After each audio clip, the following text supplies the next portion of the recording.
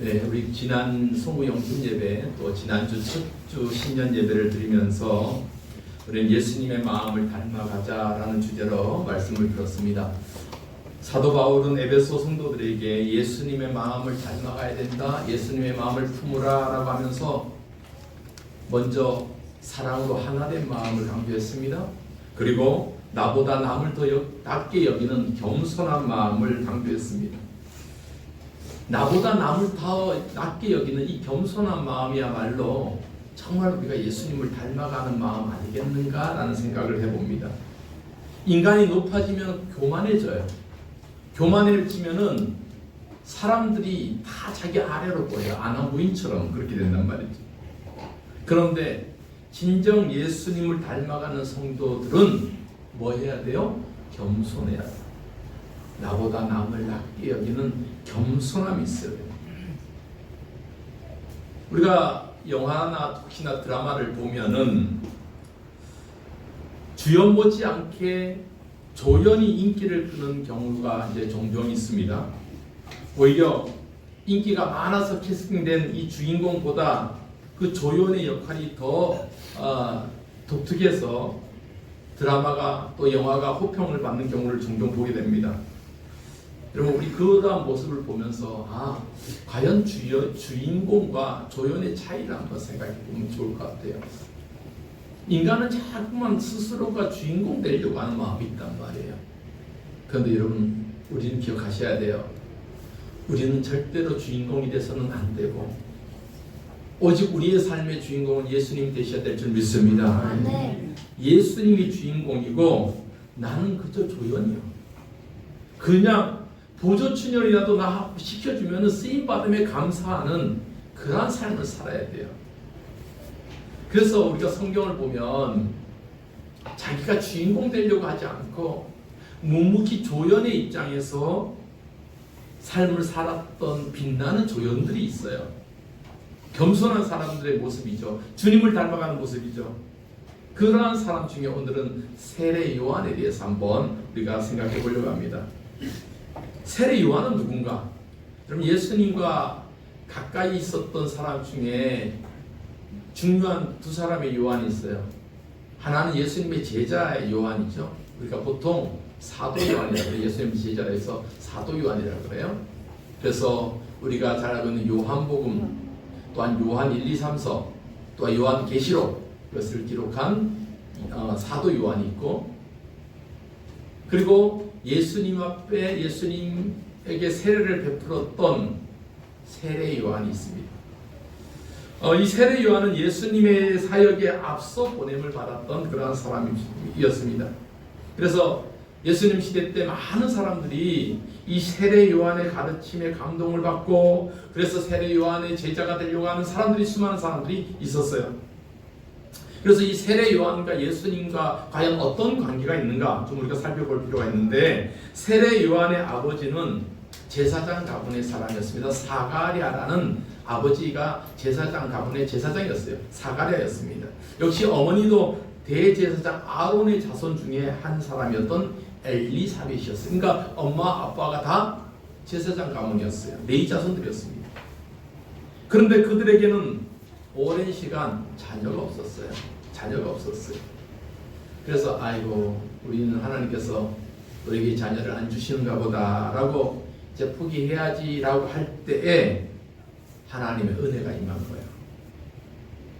그러면서 하나님께서 천사를 보내서 야, 염려하지 말아라.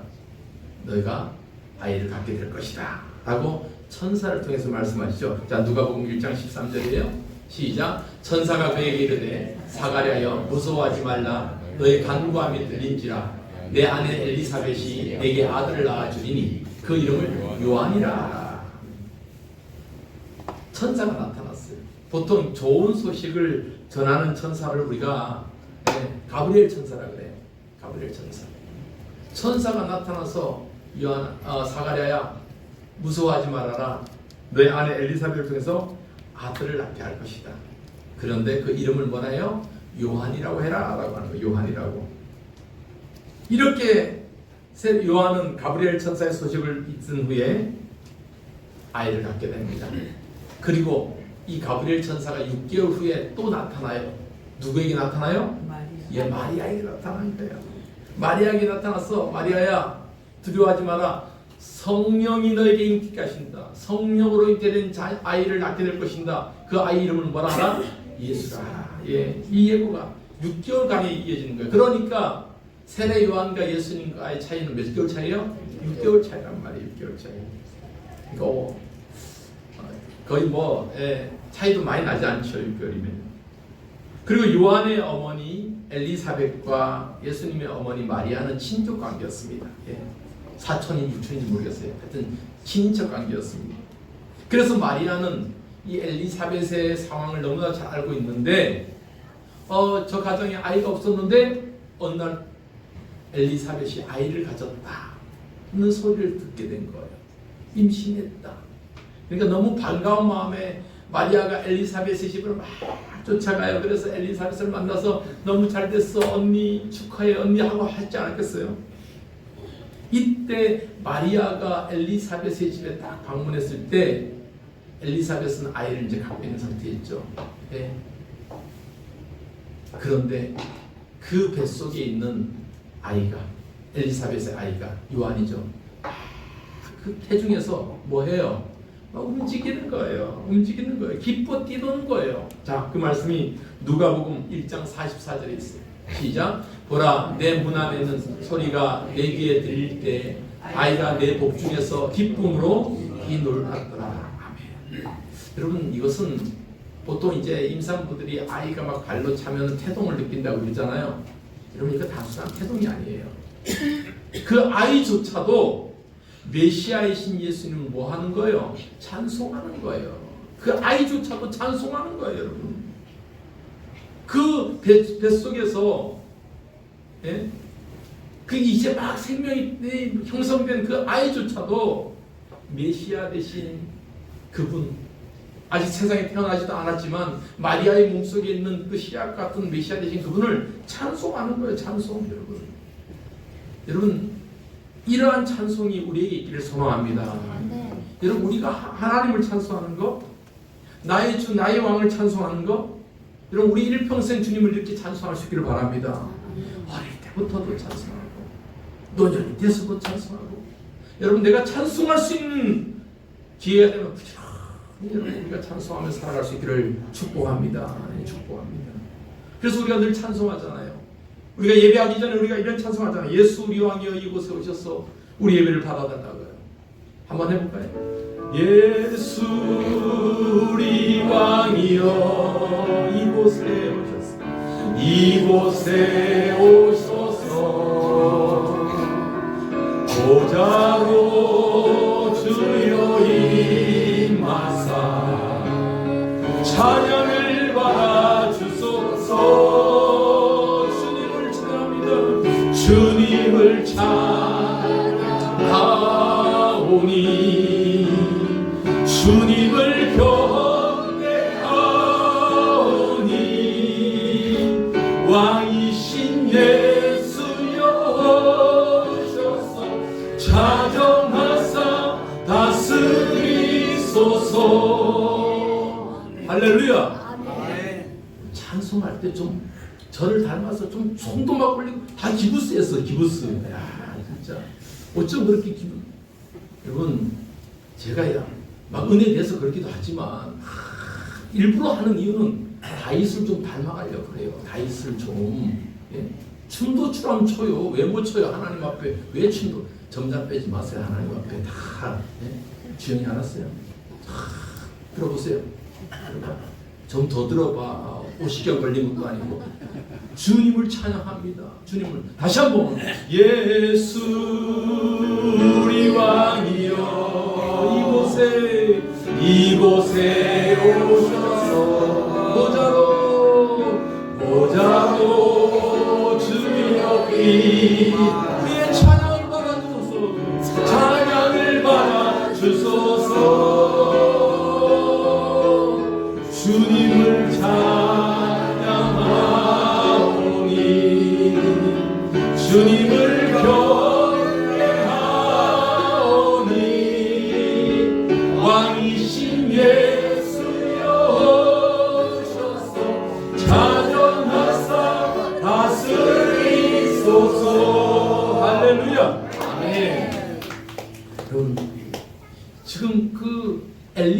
요셉 복 중에서 그 아이가 뛰놀며 주님을 찬양했단 말이에요. 그렇게 충성되이 그렇게 은혜로운 충만한 사람이 세례 요한이었습니다. 그렇다면 과연 이 세례 요한이 어떠한 삶의 모습으로 과연 주님이 주인공 되시고 그는 빛난 조연 같은 삶을 살았는지를 우리가 요한복음의 말씀을 통해서 우리가 살펴볼 필요가 있어요. 첫째로 요한은요, 자기 존재를 잘 아는 사람이었어요. 여러분, 우리가 가끔 그런 얘기를 하잖아요. 누가 자기 분수를 잘 모르면은 뭘 잘 못한다 그래요? 쟤는 뭐를 잘 못해?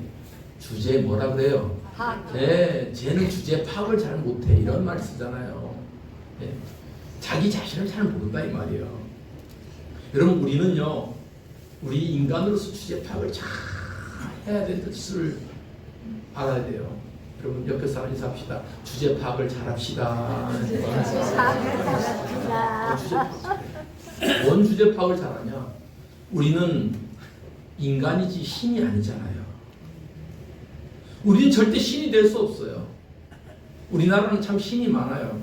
자기가 하나님이라고, 자기가 예수님이라고, 자기가 성령님이라고, 이제는 예수님, 아니 하나님 어머니라고 하는 사람들 얼마나 많은지 몰라요. 여러분, 인간은 유한한 존재고 절대로 신이 아니라는 것을 잘 알아야 돼요. 주제 파악 잘해야 돼요. 세례 요한의 고백을 오늘 보시면 많은 사람들이 세례 요한을 따라서 야, 당신이 정말 메시아냐? 당신의 능력을 보고 많은 사람들이 당신을 따라가고 많은 사람들이 당신 최고라 그러고 당신의 하는 능력을 보니까 정말 당신이 메시아인 것 같아, 그리스도인 것 같아 라고 사람들이 막 축혀 올렸단 말이야. 그때 세례 요한이 뭘 하냐? 나는 그리스도가 아니다 라는 말을 해요. 자, 요한복음 1장 19절 20절 이거 방금 읽었던 말씀입니다. 시작. 유대인들이 예루살렘에서 제사장들과 외인들을 요한에게 보내어 내가 누구냐 물을 때 요한의 증거가 이러하니라. 요한이 드러내어 말하고 숨기지 아니하니 드러내어 하는 말이 나는 그리스도가 아니라 하시는데, 예. 많은 사람들이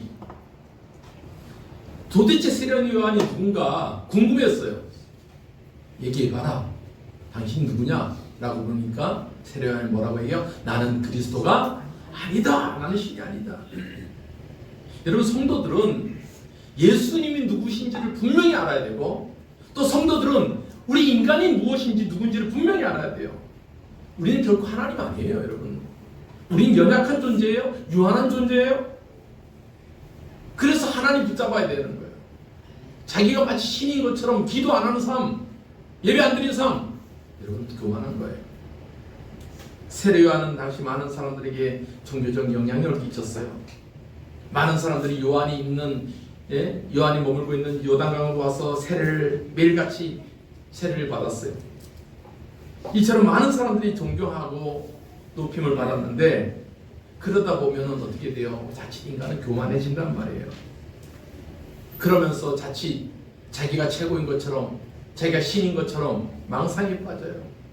고대 로마 황제들이 그랬어요. 많은 사람들이 황제, 왕이 막 칭송해지니까 자기가 정말 신인 것처럼, 야, 나 오늘부터 신할래. 나를 숭배해라. 로마 황제를 숭배하는 종교가 생겨났다니까요. 여러분, 그러나 우리가 기억해야 돼요. 인간은 절대로 인간이라는 사실을 잊지 말아야 돼요. 이것을 우리가 잘 알아야 돼요. 잘 알아야 돼요. 아무리 많은 사람들이 세례 요한에게 와서 당신이 하나님이 약속하신 그리스도 같아, 당신이 메시아 같아 라고 해도 세례 요한은 너 아니다. 자기의 존재를 알았어요. 자기의 존재를 알았어요. 여러분, 이것이 왜 중요하냐? 성도들이 자기 존재를 안다는 건, 자기 분수를 안다는 걸, 주제 파악을 잘해야 된다는 거. 여러분, 우리 성도들 하나님을 섬기고 하나님 예배하는 사람들이잖아요. 예배하면서 가장 중요한 자세가 뭐예요? 하나님을 나의 하나님으로 고백하는 거예요. 그리고 나의 하나님 앞에 엎드리고 우리는 하나님 연약한 존재입니다라고 기도하는 것, 이것이 예배함이잖아요. 우리 인간이 우리의 연약함을 고백할 때 하나님의 전능하심을 우리가 의지할 수 있다니까요. 여러분, 우리는 늘 이러한 인간임을 고백하는 우리 성도들 되기를 바랍니다. 하나님만이 나의 하나님 되십니다. 나는 여작해서, 나는 부족해서 오늘도 주님 앞에 왔지만 하나님 도우심이 필요해요. 하나님의 능력이 필요해요. 내 몸이 아파요. 내가 하는 일에도 내가 내 한계가 있어요. 내 마음대로 안 되는 게 많아요. 하나님, 그렇기 때문에 하나님 의지합니다. 그렇기 때문에 하나님 도와주세요. 여러분, 기도해야 돼요? 안 해야 돼요? 해야죠. 여러분 아파요? 안 아파요? 예, 아프잖아요. 하나님, 우리 한국경찰 눈 잘 안 보이는데 하나님 도와주세요. 눈 좀 파랗게 해주시고, 손 올리자 그러니까 우리 김금수 목사 어깨가 관절이 다 달아갖고 이만치밖에 못 올려요. 근데 주영이는 왜 그러노? 왜 이만치밖에 안 올려? 이만치 올려. 어깨 관절 다 달으시면 못 올리죠. 당연히 못 올리죠. 하나님 도와주세요. 하나님 도와주세요. 그래서 하나님 의지하고 살아가야 되는 거예요. 그것이 인간이에요. 여러분, 세례 요한은 자기가 누구인지를 분명히 알았어요. 나는 그리스도가 아니다. 자기의 주제를 알고, 자기의 신분을 알고, 자기의 정체성을 알고, 그러한 사람만이 진정한 하나님은 전능하신 하나님이시고 하나님은 우리의 예배를 받으시는 분이십니다 라고 정확하게 고백할 수 있다는 사실을 기억할 수 있기를 바랍니다. 이것이 우리의 자세예요. 또 한 가지 요한은요, 무엇을 알았냐면 자기가 해야 될 일을 알았어요. 자신의 사명을 알았다는 거예요. 여러분, 영화에서 보면 우리가 조연은 주연보다 더 대사가 많지 않잖아요. 주인공이 많죠. 스크린에 등장하는 것도 주인공이 더 많이 등장하죠. 근데 조연이 까불고 지가 더 많이 나오고 지가 더 많이 말을 해버리면 이거 커트된단 말이에요. 조연은 어떠한 삶이에요? 자기의 역할을 잘 해내는 거예요. 자기 역할이 비록 악역이라고 해도 주인공을 잘 띄우는 그런 역할을 할 때 그 빛이 진가를 발하는 거예요. 제가 참 지난 한 해 정말 재밌게 본 드라마가 폭삭 소가수다라. 장르는 못 보셨죠? 아, 진짜 아버지들에 대한 이야기거든요. 평생 가정 이루고 애를 안고 하려고 평생 아버지의 삶, 그러니까 스토리 진행이 그래요. 참 대사를 얼마나 그렇게 잘 쓰는 작가들이 진짜 존경스러울 정도로 대사를 참 잘 써요. 근데 그런 좋은 드라마에 좋은 사람만 나와요? 예, 안 좋은 사람 나와요. 진짜 아이고 저 인간 말종이다 한 사람. 그 중에 한 사람이 학시 아저씨예요. 학시 아저씨. 왜 학시냐면 몸 말끔만 하면 학시 이른단 말이에요. 그래서 학시 아저씨가 나와요.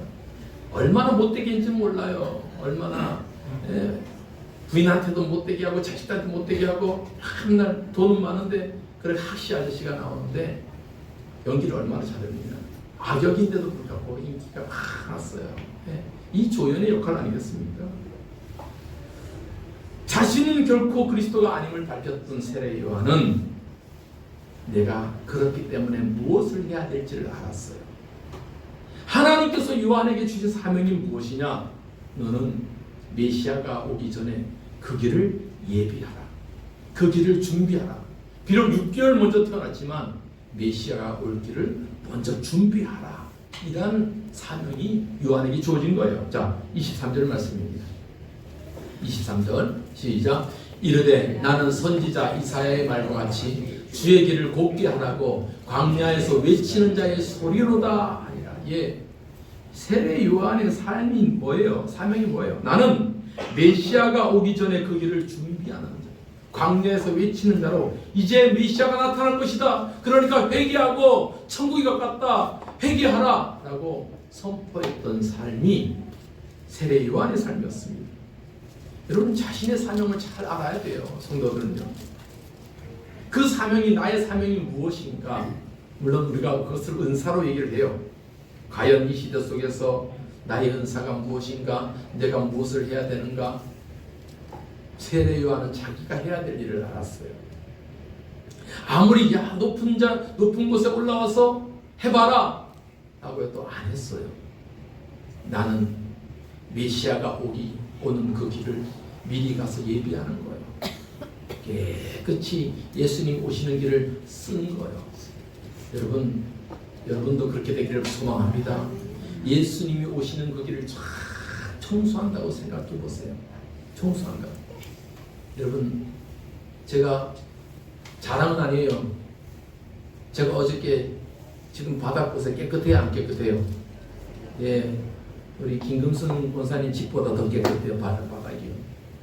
제가 어저께 청소기를 쫙 밀고, 우리 하기원이는 가도 먼저 가 그러는데, 아유 봤는데 어떻게 안 해요 하고 또 물걸레로 우리 하기원 형제가 닦고 그랬어요. 부자가 열심히 쓸고 닦았어요. 물론 이제 매주 권사님들 하시지만 저는 그래요. 저기 창문이 열려면 자꾸 펄럭펄럭 거리는 것 같아요. 그래서 쓸고 닦으면서 이런 생각이 들더라고요. 이 깨끗이 청소해 놓는데 우리 성도들이 내일 이곳에 와서 이 쾌적한 환경에서 예배드리는 게 얼마나 감사한가, 이런 마음으로. 어저께 한국형 시간이 안 보여갖고 어저께 추워서 빼먹은 것 같아요. 매주 오시는데 이렇게 참 오니까 오늘 김상국 시장이 또 안 오셨어. 아파요. 아유, 회복되기를 바랍니다. 제가 건물 관리를 이렇게 잘해주잖아요. 쓸고 닦고 얼마나 잘해줘요. 깨끗하게 하고. 여러분, 우리가 주님 오시는 그 길에 빗자루로라도 쓰임받으면 얼마나 감사한 일이야. 내가 주님 오시는 그 길에 쓸고 닦고 그래서 주님이 그 길을 쫙 오신다고 생각해 보세요. 감사해요, 안 감사해요? 감사하고 말고죠. 그 일에 쓰임받기를 소망합니다. 그럼 이것이 세례 요한의 사명이었어요. 나는 주님 오시는 그 길에 예비되어서 그 길을 앞서가서 주님 오신 그 길을 준비하는 사람이다. 나는 절대로 주인공이 아니다. 주인공은 예수님이시다. 나는 조연에 불과하다. 여러분, 이것이 사명이에요. 사명. 우리 사명교회도 마찬가지예요. 늘 우리 사명교회 성경 헌금을 보내주시는 우리 석관중앙교회 김성환 집사님, 두 아들이 둘이에요. 기도해 주세요. 하나는 이제 작년 대구대 갔고, 둘째 아이 공부를 좀 잘하는가 봐요. 근데 좀 좋은 데 가려다가 안 됐어요. 재수해야 될 것 같다 그러네요. 근데 그분이 성경을 보내줘요. 그분이 삼성카드 임원이에요. 예, 삼성의 임원이라면은 성공한 삶이잖아요. 가끔씩 전화하고 또 문자 나누고 이러면은 늘 이런 말이에요. 목사님, 저는 사명교회 사명이란 말이 너무 좋습니다. 이런 말을 해요. 그래요. 여러분, 사명이 뭐예요? 내가 주님을 위해서 쓰임받는데, 빗자루로 쓰임받든 걸레로 쓰임받든 무엇이든지 쓰임받음에 감사함으로 쓰임받는 것이 사명이잖아요. 여러분, 우리 사명교회가 그렇게 되기를 소망합니다. 여러분, 한 사람 한 사람이 그렇게 쓰임받기를 원하고, 또 우리 교회도 이 지역을 위해서 주님 나라를 위해서 쓰임받는 그러한 축복이 있기를 주님의 이름으로 축원합니다. 또 한 가지 세례 요한은요, 자기가 있어야 될 곳을 알았어요. 자기가 있어야 될 곳을. 우리가 잘 알듯이 세례 요한하면은 어떤 모습이 떠올라요? 그는 늘 뭘 먹어요? 메뚜기하고 석청을 먹었다 그래요. 석청은 꿀이죠. 좋은 거죠. 메뚜기도 그렇고 석청도 좋은 거죠. 그리고 그 옷을 뭐 입었어요? 낙타 털옷을 입었단 말이에요. 그러면서 광야에서 회개하라, 천국이 가까웠다라고 선포했습니다. 이 말씀 한번 볼까요? 마태복음 3장 4절요.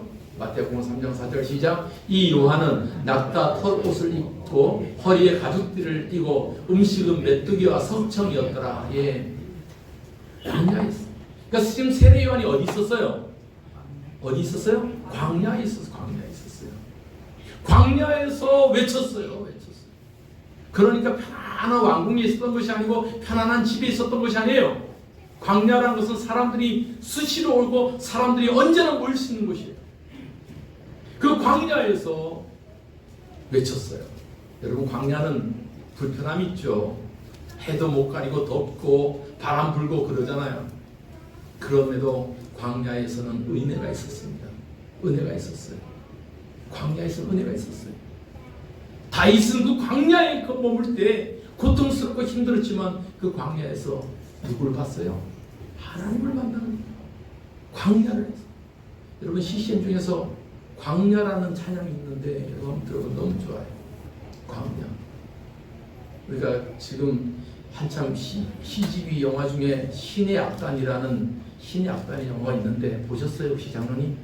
못 봤죠? 보지 마세요. 우리가 다음 주에 보러 갈 거니까. 우리 시찰에서 너무 좋은 영화라서 시찰에서 제가 건의를 했어요. 이런 좋은 영화는 좀 보고 크리스찬 영화들이 나올 때 성도님 많이 봐야지 또 계속해서 나올 거 아니야. 상부성인데 그래서 내가 제일교회는 돈 많으니까 한 50만 원 내놓고 막 걷어갖고 그러니까 영화관 대관해갖고 다는 못 가고 목사님들 부부, 장로님들 부부만 좀 이렇게 가기로 했어요. 다음 주에. 그러니까 가서. 근데 요즘 찬양들 은혜, 광야 이런 찬양을 이제 쫙 해요. 스토리를 지금 미리 얘기하면 이제 여러분들 재미없어질까봐 영화를 가서 보고 우리 청년들은 여러분들 그 가서 좀 지금 상영이니까 보셔도 좋을 것 같아요. 이 광야라는 찬양이 나오거든요. 그 안에. 여러분 광야는 그런 것이에요. 하나님을 만나고 하나님 은혜가 있고 여러분 세례 요한은 광야에 있었어요. 광야에 있었어요. 수많은 사람들이 세례 요한에게 와서 세례를 받고 말씀을 배우고 어떤 사람은 세례 요한에게 당신은 혹시 엘리야 아닙니까? 구약의 선지자 엘리야 아닙니까? 라고 얘기해요. 얼마나 대단한 칭찬이죠. 그런데 그는 광야를 떠나지 않았어요. 그 광야에 흐르는 요단강에서 말씀을 전하고 그 많은 사람들이 세례받기 원하면 그 요단강에서 세례를 베풀어요. 그때 누구도 오셔요? 예수님도 세례 요한에게 나와서 세례를 받는 장면이 마태복음 3장 13절에 나온 거예요. 자, 마태복음 3장 13절 시작. 이때 예수께서 갈릴리로부터 요단강에 이르러 요한에게 세례를 받으려 하시니라. 예수님께서 세례 요한이 있는 그 광야로 와서 요단강에서 세례를 받으러 나오는 거예요. 여러분 이것이 세례 요한이 있어야 될 광야, 그 광야가 우리에게 준 교훈이에요. 우리 성도들은 늘 자기가 있어야 될 곳을 알아야 돼요. 그곳이 사명의 자리예요. 내가 기도해야 될 사명이 있다면 기도의 자리에 있어야 되고 예배자로서의 사명이 있으면 예배자는 예배하는 자리에 있어야 되고 전도해야 된다 생각하면 전도의 자리에 있어야 되고 내가 섬김의 사명이 있으면 섬김의 자리에 있어요. 내가 있어야 될 위치에 있어야 되는 거예요. 자꾸만 그 위치를 벗어나려고 하지 마세요. 그곳이 비록 광야이든 광야라 할지라도 우리는 그곳에 있어야 되는 거예요. 그것이 예수님 닮아가는 마음이에요. 여러분 제가 집사님, 권사님 이렇게 좀 해주세요 하면은 그 자리를 좀 지켜주시길 바랍니다. 교만한 마음이 생기면 자꾸만 편안해지려고 하고 안락한 삶을 살려고 하고 여러분 자기 자리를 잊어버리면 우리 죄에 빠져요. 시험 들어요. 다윗왕이 그랬단 말이에요. 하나님의 마음에 합한 자라고 칭찬받았던 다윗왕도 정말 지우고 싶은 일이 있었죠. 뭐예요? 우리아의 아내 밧세바를 범한 사건이에요. 그런데 밧세바를 범할 때 그때가 어디에 있었냐 말이에요. 다윗이 있어야 될 자리에 있지 아니하고 엉뚱한 곳에 있다가 죄를 범하게 된 거예요. 여러분 다윗은 어려서부터 전쟁에 아주 능통한 사람이었어요. 지금 한창 이스라엘은 전쟁의 상황이 있었던 거예요. 그럼 왕이 돼갖고 어디 있어야 돼요? 최소한 작전실에 있어야 되고 나가 있는 우리 용사들 위해서 기도해야 되고 그래야 되잖아요. 그런데 왕이 돼갖고 왕궁에서 하루 종일 퍼즐러 자는 거예요. 대낮에 해가 충천했던 데서 퍼즐러 자는 거예요. 실컷 자고 오후 늦게 일어나서 눈 비비고 쫙 정원에 나와 보니까 누가 보여요? 목욕하는 누가 보여요? 밧세바가 보이는 거예요. 자, 사무엘하 11장 2절이에요. 사무엘하 11장 2절 시작. 저녁 때 다윗이 그의 침상에서 일어나 왕궁 옥상에서 거닐다가 그곳에서 보니 한 여인이 목욕을 하는데 심히 아름다워 보이는지라. 여러분 여기서 중요한 단어가 언제예요? 저녁 때. 어디서 일어났대요? 다윗이 그의 침상에서 무슨 부엉이도 아니고 낮에 자고 저녁에 뭘 일어나요? 저녁 때 하루 종일 뒹구고 자다가 침상에 있으면 아유, 주영이 웃지. 종일 들고 나다가 대단해. 2시, 3시까지 어떻게 자냐. 야, 참, 우리 하기원 넌 남만 안 깨웠냐. 저녁 때쯤 일어나서 이제 그때 아침을 먹어요. 야, 대단하셔요. 허리가 안 아픈지 모르겠어요. 저녁 때 일어나서 딱 나가서 보니까 여인이 목욕하는 모습이 쫙 눈에 띄잖아요. 여러분, 자기의 자리를 놓치고 그러니까 시험이 된다. 내가 있어야 될 자리를 놓치니까 죄욕이 들어오는 거예요. 그래서 성도들 기도의 자리에 있어야 되고 예배의 자리에 있어야 되고 사명의 자리에 있어야 되고, 그것이 높은 곳이든 낮은 곳이든 힘든 곳이든 어느 곳에 있든지 우리는 하나님과 동행하는 그 자리에 있어야 될 줄 믿습니다. 그 자리가 천국이요. 그 자리가 천국이요. 찬송가 438장 내 영혼이 은총 입어 3절과 4에 높은 산이 거친 들이 초막이나 궁궐이나 내 주 예수 모신 곳이 거이나 하늘나라. 높은 산이 거친 들이 초막이나 궁궐이나 내 주 예수 모신 곳이 그 어디나 하늘나라. 아멘. 높은 곳이든 거친 데이든 초막이든 궁궐이든 우리는 사명의 자리, 내 주 예수님 주인으로 모신 그 자리가 곧 천국임을 믿습니다. 한 가지만 더 해요. 세례 요한은요, 이렇게 자기의 분수도 알고 자기의 있어야 될 것도 알고 자기 해야 될 것도 알았고, 그러한 세례 요한은 예수 그리스도를 확실하게 고백하는 그런 모습을 보여주고 있습니다. 세례를 받기 위해서 예수님께서 요한에게 다가오실 때 요한이 뭐라고 고백하느냐? 세상 죄 지고 가는 하나님의 어린 양이다 라는 고백을 해요. 자, 1장 29절 말씀이에요. 요한복음 1장 29절 시작. 이튿날 요한이 예수께서 자기에게 나오심을 보고 이르되 보라, 세상 죄를 지고 가는 하나님의 어린 양이로다. 아멘. 예수를 향해서 뭐라고 고백해요? 세상 죄를 지고 가는 하나님의 어린 양이다. 우리의 죄를 지고 간다 그랬어요. 여기서 지고 간다라는 말은 또 다른 의미로 제거하다라는 뜻이에요. 제거, 없애다. 뭘 없애요? 우리의 죄를 없애는 거예요. 우리의 죄. 그러니까 우리의 죄를 없애기 위해서 희생양으로 오신 우리 예수님, 메시아를 가르칠 거잖아요. 그 메시아를 고백하는 이 세례 요한, 메시아를 정확하게 아는 거죠. 그는 출생할 때부터 세례 요한은 메시아의 나심을 기뻐 뛰어누었습니다. 그리고 그는 일평생 예수님이 오실 길을 준비했고 그 사명의 자리를 잊지 않았고 그가 해야 될 일을 잊지 않았고, 그리고 메시아가 오셨을 때 저분이 메시아다, 우리의 세상 죄를 지고 가는 하나님의 어린 양이다, 이라는 고백이 분명했던 사람이었습니다. 그러한 세례 요한을 예수님께서 뭐라고 평가하느냐? 사람의 몸에서 태어난 사람 중에 저만한 사람 없다, 이러한 칭찬을 하셔요. 자, 마태복음 11장 11절 시작. 내가 진실로 너에게 말하노니 여자가 낳은 자 중에 세례 요한보다 큰 이가 일어남이 없도다. 최고의 인정이에요. 최고. 누구보다도 예수님 닮았고 누구보다도 예수님을 추앙했던 그 세례 요한을 향해서 우리 예수님이 인정해 주는 거잖아요. 여러분, 우리 사명교회 모든 성도들이 예수님께 이렇게 인정받기를 축원합니다. 늘 그렇기를 위해서 우리 예수님 닮아가기를 소원합니다. 내가 있어야 할 자리에 있고 내가 해야 될 일을 잘 감당하는 우리 사명교회 되게 하여 주옵소서. 이러한 신앙으로 우리 조금 전에 불렀던 찬송가 438장 내 영혼이 은총 입어 함께 찬송하면서 함께 기도하기를 소망합니다. 438장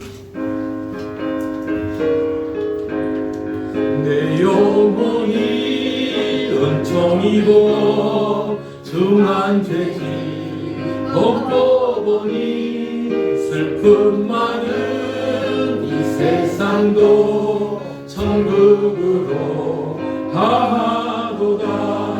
할렐루야 찬양하세. 내 모든 죄 사함받고 주 예수와 동행하니 그 어린 양 주의 얼굴 뵙기 전에 멀리 뵈던 하늘나라 내 마음속에 이루어지니 날로